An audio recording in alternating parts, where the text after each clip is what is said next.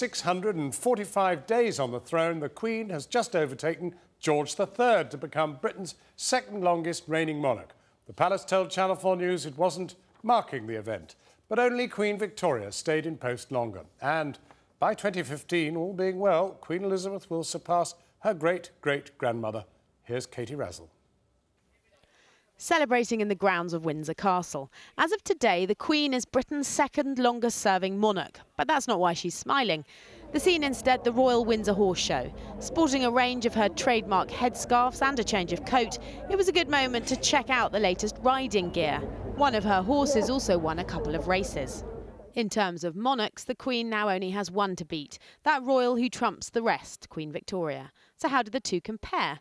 Victoria reigned for 63 years and 216 days. Queen Elizabeth has managed 59 years, 110 days.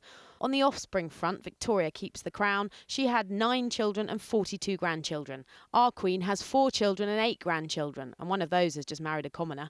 As for lands, Queen Elizabeth's Britain has 14 overseas territories, while Victoria was queen of an empire amounting to about 12 million square miles, though that's not something to boast about these days. Elizabeth II became queen in 1952, 4 years before this, when she opened Britain's first nuclear power station. It is with pride that I now open Calder Hall. The opening of a new synod is a moment when we can all give thanks. She's already our longest married monarch, unlike Queen Victoria, who reigned for 40 years without Prince Albert. She had these flirtations with John Brown and her favourite servant, the Munchie.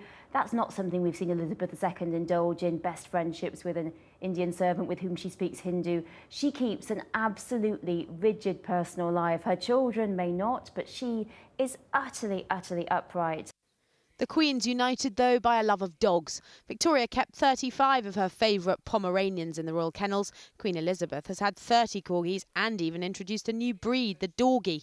In terms of tipples, Queen Victoria's was said to be claret laced with whiskey, while Queen Elizabeth is rather partial to a gin and Dubonnet, we're told. The national treasures of Queen Victoria's reign were the likes of Charles Darwin, Dickens and W.G. Grace. Who are they now? John Lennon, perhaps, Stephen Hawking, and maybe even David Beckham. Queen Victoria is most remembered for not being amused. The Queen all smiles at Prince William's wedding, and if she carries on this way, she'll overtake Victoria in 3 years. But spare a thought for Prince Charles. Last month, he broke a record himself for spending the longest time ever as heir to the British throne. God save our gracious Queen. Tonight's main news, Celtic Football Club have condemned the